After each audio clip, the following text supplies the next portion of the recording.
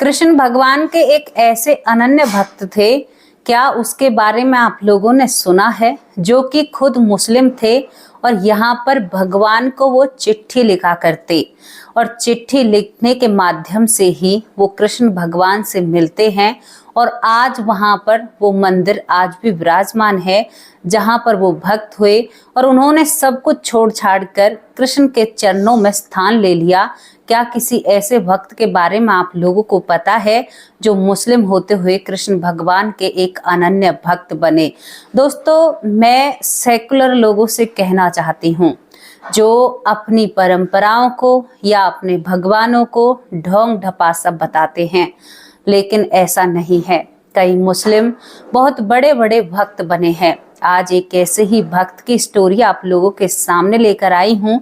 ज्यादा इधर उधर की बातें नहीं करूंगी, लेकिन आपको सच से रूबरू कराऊंगी, जिन्होंने उन सेकुलर लोगों के मुंह पर तमाचा और एक ताला मार दिया, जो वो भक्ति करते हैं और जो वो सभी समाज के सामने साझा करते हैं।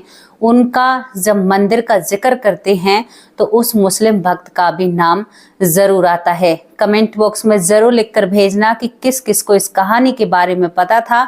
हालांकि मेरा अंदाजा सही होगा कि आप सभी को शायद इस कहानी के बारे में पता होगा, लेकिन फिर भी कुछ बातें आप लोगों के सामने ताज़ा करना चाहती हूँ, क्योंकि मुझे बहुत खुशी होती है ऐसी चीज़ों को बताने में। कोई हिंदू मुस्लिम मैं यहाँ पर करने नहीं आई हूँ, केवल आप लोगों के सामने सच्चाई रखने आई हूँ। दोस्तों, यहाँ पर आपको करौली में एक श्री मदन मोहन जी के नाम के मंदिर के बारे में तो पता होगा। श्री मदन मोहन जो मंदिर होता है, उसमें कान्हा की बहुत सुंदर प्रतिमा है, जो मुरली हाथ में लेकर उन्हें मदन मोहन नाम से ही बुलाते हैं। उनका नाम मदन मोहन जी है। यहीं पर एक दूसरा व्यक्ति था। ये तो श्री भगवान का मंदिर होता है, करौली में ये मंदिर स्थित है। आप आज भी वहां पर जा सकते हैं। इस मंदिर के बारे में भी मैंने आपको बता दिया। अब यहीं पर एक व्यक्ति जो मुस्लिम होता है, वो चिट्ठी बांटने का, यानी एक डाकिया होता है। अब डाकिया के लिए कौन हिंदू कौन मुस्लिम, क्योंकि चिट्ठियां सभी की आती हैं। ये हर घर जाकर चिट्ठी बांटता है और ये अपने कर्म को बहुत ज्यादा प्रधान माना करते थे। मैं आपको बता दूं इनका नाम क्या होता है। इनका नाम काले खां होता है। काले खां एक बहुत ईमानदार मुस्लिम था। वो कभी भी सपने में भी किसी का बुरा नहीं करना चाहता है। और दोस्तों, मैं आपको एक बात बता दूं, जो इंसान दिल का अच्छा होता है ना, भगवान उसके बहुत करीब होते हैं। पैसा भगवान के करीब नहीं भेजता है। आपकी बुराई भगवान के करीब नहीं भेजेंगी। आप कितने भी गरीब हो, आपके पास कितना भी पैसा हो या ना हो, अगर आप दिल के अच्छे हैं तो भगवान बिना कहे आपके साथ रहते हैं। अब काले खां का रोज का वही काम था कि चिट्ठियां लेनी, घर घर पहुंचानी। अब एक दिन वो चिट्ठियों को देख रहे थे, तभी एक चिट्ठी उनके सामने आती है।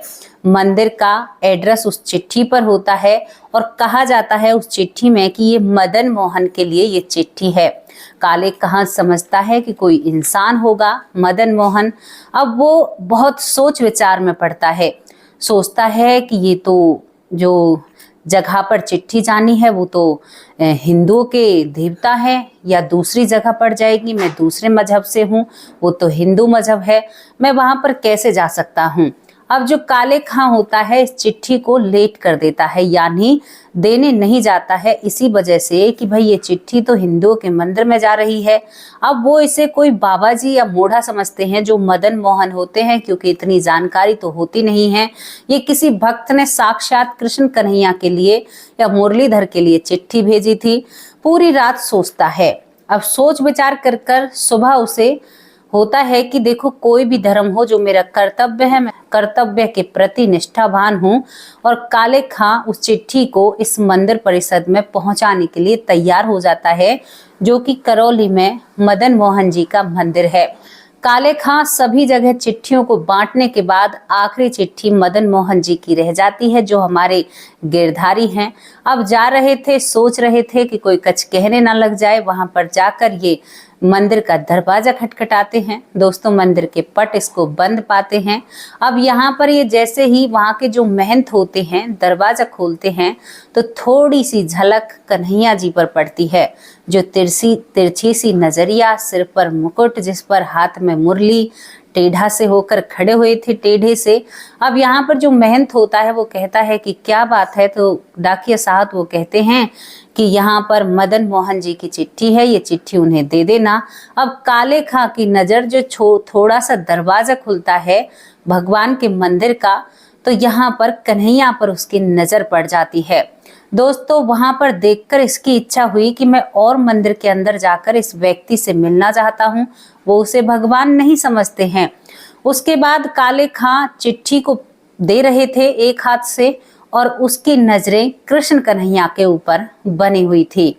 अब यहाँ से जो मंदिर के महंत होते हैं उस चिट्ठी को लेकर और दरवाजा बंद कर देते हैं। काले खां को बड़ा बुरा लगता है कि बड़ी सुंदर छवि थी, कौन था ये इंसान, बड़ा खूबसूरत था और कितना प्यारा लग रहा था। काले खां अपनी साइकिल उठाते हैं और अपने घर आ जाते हैं। घर आने के बाद काले खां के दिमाग पर अब वही चीज छा जाती है। काले खां 5 वक्त के नमाजी थे। अब वो नमाज पढ़ने के लिए जब मस्जिद जाते हैं तो वहां पर उसे वही छवि दिखाई देती है।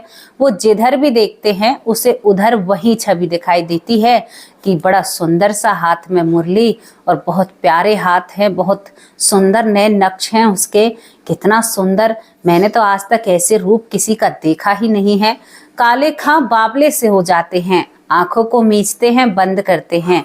घर में आते हैं, घर में नमाज करने की कोशिश करते हैं लेकिन वहां पर भी मन नहीं लगता है। नमाज के लिए जब दुआ के लिए हाथ उठाते हैं तो उसके हाथों में, हथेलियों में कृष्ण भगवान की छवि नजर आती है। काले खां बड़ा परेशान हो जाता है कि भाई इसे तो मुझे देखना है, मुझे तो इसके दर्शन करने हैं, ये कौन है, इनको तो बिल्कुल जी भर के मैं देखूंगा। अब यहाँ पर वो एक दूसरे धर्म से पड़ जाता है। दोस्तों जब हर जगह उसको कृष्ण कन्हैया नजर आते हैं तो वो सोचता है कि मैं कान्हा से कैसे मिलूं, मतलब मैं इस मदन मोहन से कैसे मिलूं। अरे जिसने चिट्ठी लिखी है वो मदन मोहन तो बड़ा खूबसूरत है। अब यहाँ पर काले खां दिमाग लगाता है, 2 दिन तक सोचता विचारता रहता है। अब झूठी चिट्ठियां मदन को लिखने लगता है, मदन मोहन को, ये काले खां। उसमें अपने मन की बातों को उतार देता है कि मदन मोहन तुम्हारे नैन बड़े खूबसूरत हैं, तुम्हारे आंखों में जो काजल है ना कतई दिल में उतरता है, तुम्हारी मुरली, वाह भाई क्या कहूँ, बड़े ऐसे अल्फाजों में जो अपनी भाषा बोला करता उसी तरह से रोज चिट्ठियां लिखा करता और उस छोटी सी दरवाजा जब खुला करता जो मंदिर के महंत होते हैं तो थोड़ी सी झलक वहां से कृष्ण भगवान की देखा करता। काले खां का यही सिलसिला चल रहा था लेकिन अब इसके मन में जिज्ञासा उठती है, मतलब अब प्रबल हो चुकी थी, शायद कहीं ना कहीं भक्ति उजागर हो रही थी। वो कुरान शरीफ को भी पढ़ना छोड़ देता है, केवल भगवान ही उसको नजर आते हैं। दोस्तों काले खां की ये कहानी, ये बात सबको प्रचलित है, सभी को पता है। मुझे बताना कितने लोगों को ये बातें पता थी। वो बड़े भावुक मन से बैठ जाता है, कहता है कि आज मैं मदन मोहन तुम्हें चिट्ठी नहीं लिखूंगा, आज तो तुम्हें मुझे खुद मेरे पास आकर दिखाना होगा, क्योंकि मैं मंदिर के अंदर कैसे जाऊं, बहुत तुम मुश्किल से खुलते हैं मंदिर के पट, मुझे तो वहां पर जाया ही नहीं जाता है।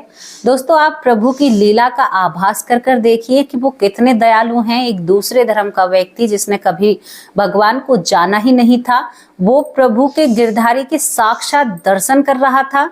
कितने ताज्जुब की बात है, बड़ी मन में उमंग होती है, कितना प्रेम है हमारे ठाकुर जी में। यहाँ पर काले खां रूस कर बैठ जाता है, कहता है कि मदन मोहन तुम्हारे पास काफी चिट्ठियां लिख दी। इसने करीबन 1 महीने में ये दिन में 2 बार मदन मोहन जी को चिट्ठी पहुंचाते। वहां पर जो महंत थे वो भी समझते हैं कि भाई कुछ ना कुछ तो बात में दाल में काला है, ये रोज आता है, रोज चिट्ठी देकर जाता है, लेकिन वो उस झलक को देखने के लिए आया करता। चिट्ठियों की जो मैं आपको बात बताऊं, इतनी सुंदर तारीफ हमारे कन्हैया की उसमें लिखी होती है कि पढ़कर लग रहा था काले खां की चिट्ठियों को कि माना साक्षात उसने अपने हृदय की बातें चिट्ठियों पर लिखती हो। वो बिल्कुल कन्हैया काले खां इतनी अच्छी सुंदर लिखावट में, इतनी तारीफ उसके मोर की, मुकुट की, पैरों की पायल की, वो थोड़ी सी झलक में से ही इतना कुछ जान पाए थे, हमेशा उनके सामने रहते हैं। अब मैं आपको बताऊं कि काले खां यहाँ पर मदन मोहन जी से नाराज हो जाते हैं, कृष्ण भगवान से नाराज होकर अपने घर में बैठ जाते और कहते हैं कि अब तो तुम्हें आना ही होगा, मैं वहां पर नहीं जा सकता, मैंने तुम्हें बहुत चिट्ठियां लिखी। चिट्ठियों में वो मदन मोहन जी को आमंत्रित भी करते थे। दोस्तों अब यहाँ पर मदन मोहन जी के मंदिर में उस दिन बहुत बड़ा उत्सव चल रहा था। वहां पर बहुत सुंदर भोग बना था। भोग था कि दाल बाटी चूरमा का भोग लगा हुआ था। अब यहाँ पर एक बार तो भोग लगाकर जो मेहनत होते हैं मदन मोहन जी को खिला दिया था, दूसरी बार इसलिए रख दिया था कि भाई ये भोग रखा हुआ है, रात के वक्त अगर कन्हैया को या मदन मोहन जी को भूख लगेगी तो इनमें से ये खा लेंगे। उधर जो काले खां होता है उसे करीबन आज 3 दिन बिना खाना खाए नाराज होते हुए मदन मोहन जी से यही आग्रह कर रहे थे कि आपको आना होगा और अपने दर्शन मुझे देने होंगे। यहाँ पर काले खां बिल्कुल बहुत ज्यादा भक्ति में, भगवान की में विलीन हो चुके थे। उन्हें अब संसार की सुध बुध नहीं रहती है, अपने काम पर भी ध्यान नहीं देते हैं और बिल्कुल बिस्तर पर पड़े रहते हैं। दोस्तों आपको यकीन नहीं होगा, क्योंकि काले खां एक अनन्य भक्त कहलाए गए थे। वो ऐसे भक्त होते हैं कि जिनकी चर्चाएं शायद पूरे भारत में होंगी। अब यहाँ पर जो दाल बाटी भगवान मदन मोहन के लिए रखा गया था, उस दाल बाटी को लेकर हमारे कान्हा खुद छलकते हुई दाल को लेकर इस काले खां के पास आते हैं, जो भगत होते हैं। आकर खिड़की से एक तेज रोशनी के साथ खिड़की से चढ़ते हैं। चढ़ने के बाद काले खां के सामने बैठ जाते हैं। काले खां जिसकी आंखों से आंसू छलक रहे थे और वो केवल उसी प्रतिमा को याद कर रहे थे। दोस्तों जैसे ही सामने वो देखते हैं कि मेरे सामने मदन मोहन है, तो उसकी तो खुशी का ठिकाना नहीं होता। काले खां मदन मोहन की गोद में सर रख लेते हैं। मदन मोहन कृष्ण कन्हैया काले खां के आंसू पोंछते और कहते हैं कि भक्त तो बहुत देखे, पर तुम तो बहुत अच्छे भक्त हो, तुम एक अनन्य भक्त हो। मदन मोहन कृष्ण भगवान ने उनके आंसू पोंछे और उनको अपने हाथों से भोग लगाया कि मैं अपने भक्त को भूखा नहीं देख सकता। मेरी तेरी जान पहचान चिट्ठियों से हुई है और मैं और तुम एक अच्छे दोस्त हो। उसके बाद काले खां को अब तक भी ये नहीं पता था कि ये हिंदुओं के भगवान कृष्ण कन्हैया हैं। वो केवल इन्हें एक इंसान समझते थे। दोस्तों ये बहुत रोचक बात है, काले खां को पता नहीं होता है। अब यहाँ पर दोनों में एक बहुत गहरी और अच्छी दोस्ती हो जाती है। यहाँ पर काले खां कहता है कि मैंने आपको बहुत चाहा है, मैंने आपके जितना सुंदर कोई नहीं देखा। आज से आप मेरे दोस्त हो। मेरी चिट्ठियां आपने पढ़ी, बहुत अच्छा लगा। आप वहां पर क्या करते हो, आप उस मंदिर में कौन सा काम करते हो, क्योंकि कभी मुझे आपसे मिलना हो, तुम मेरे पास आओगे, मैं भी तुम्हारे पास आऊंगा। एक दोस्त की तरह दोनों बात कर रहे थे। आप अपने दिल में सोच कर देखिए कि वो पल कितना खूबसूरत होगा। एक मुस्लिम व्यक्ति और यहाँ पर कृष्ण कन्हैया से ऐसे बात कर रहा है। तो यहाँ पर जो मदन मोहन जी हैं, अब एक उत्सव होता है इस करौली के मंदिर, मदन मोहन मंदिर में जो भगवान जी होते हैं, उस पर उसे बुलावा देते हैं कि तुम्हें वहां पर मैं बुला रहा हूं और तुम्हें जरूर आना है, क्योंकि मैं भी तो वहीं पर काम करता हूं। मदन मोहन कृष्ण कन्हैया इस तरह से कहते हैं। काले खां खाना खाने के बाद अब उन्हें याद करने लगते हैं और वो दिन भी आ जाता है जिस दिन भाई हमारे कृष्ण कन्हैया ने काले खां को न्योता दिया था। काले खां पहुंचते हैं, मंदिर परिषद के दरवाजा खटखटाते हैं, दरवाजे खुले हुए थे। अब वो जाकर देखते हैं तो वहां पर जाकर वो ढूंढते हैं कि मदन मोहन कहाँ मिलेंगे। वहां के महंत से पूछते हैं तो वो कहते हैं कि तुम मदन मोहन से मिलने आए हो। तो वो कहते हैं कि हाँ, वो मेरे बहुत अच्छे दोस्त हैं, मैं उनको बहुत मानता हूँ। तो भाई इस बात को सुनकर जो मंदिर के महंत हैं वो हैरान हो जाते हैं। वो इस काले खां को छोड़कर पहले मदन मोहन जी के सामने खड़े होते हैं। कहते हैं कि लाला तू तो बड़ा बदमाश है, हम तेरी इतनी सेवा करते हैं, इतनी पूजा करते हैं, दिन रात तुम्हारी हाजिरी में खड़े रहते हैं, हमें तो तुम कभी दर्शन नहीं देते, और तुम इस व्यक्ति के पास, जबकि ये मुस्लिम है, और तुम खुद इसके पास पहुंच गए। भाई ये तो तुम्हारी नाइंसाफी है। और यहाँ पर जो मंदिर के महंत होते हैं, जो भगवान की सेवा करते हैं, वो श्री मदन मोहन जी से रूठ जाते हैं। अब यहाँ पर रूठ तो गए थे, लेकिन काम तो सारे करने होते हैं। इसके बाद दोस्तों बताते हैं कि वो मंदिर का महंत कहता है कि जिस मदन मोहन की तुम बात कर रहे हो वो बैठे अपने स्थान पर बड़े रूठनी सी आवाज में। कहते हैं ना कि एक जैसे घर का सदस्य होता है, बड़ा भाई रूठ जाता है, फिर भी ये कहता है कि वो रहा, मिल ले जा, तू मिल ले उससे। इसी तरह से वो मंदिर के महंत कहते हैं काले खां से। अब काले खां कहते हैं कि तुम तो भगवान हो। यहाँ पर तो ये मंदिर का महंत कहता है कि क्यों तुम्हें पता नहीं है भगवान है। दोस्तों उसी दिन से जो काले खां होते हैं वो एक संत बन जाते हैं। जब उन्हें पता चलता है कि भगवान ने साक्षात मुझे दर्शन दिए, ये एक अनंत शक्ति है, वो कृष्ण भगवान की भक्ति में या आप मदन मोहन की भक्ति में लीन हो जाते हैं और एक अनंत भक्त बनते हैं। दूसरी तरफ आपको बताऊं, यहाँ पर जो महंत होते हैं उन्हें मनाने के लिए कृष्ण भगवान स्वयं आते हैं और क्षमा मांगते हैं अपने भक्त से। दोस्तों ये एक चीज ना प्रभु में ही हो सकती है, वो बहुत नरम दिल हैं, अच्छों के लिए वो बहुत अच्छे हैं। यहाँ पर मैं आपको काले खां की कहानी जो आपको बता रही हूँ, ये काफी प्रचलित है। ये बहुत बड़े संत और महंत माने गए थे, मतलब बहुत बड़े भक्त माने गए थे कृष्ण भगवान के। आप सोच कर देखिए, जिन्हें ये ही नहीं पता कि भगवान क्या होता है, भगवान ने साक्षात उन्हें अपनी शरणों में लिया, उन्हें अपने पास बुलाया। तो जिन पर उनकी दृष्टि होगी, चाहे वो कहीं पर भी हो, दुनिया के अंत छोड़ पर हो, भगवान उन्हें वहां से बुला ही लेते हैं। मैंने आपको एक स्टोरी बताई थी जिसमें एक व्यक्ति कोमा में चला जाता है, अंग्रेज व्यक्ति होता है जिसे ये ही नहीं पता कि कृष्ण भगवान कौन होते हैं। भगवान विदेश जाते हैं और उसको अपने साथ बुलाते हैं। तो कुछ ना कुछ बात तो हमारे श्री हरि में है।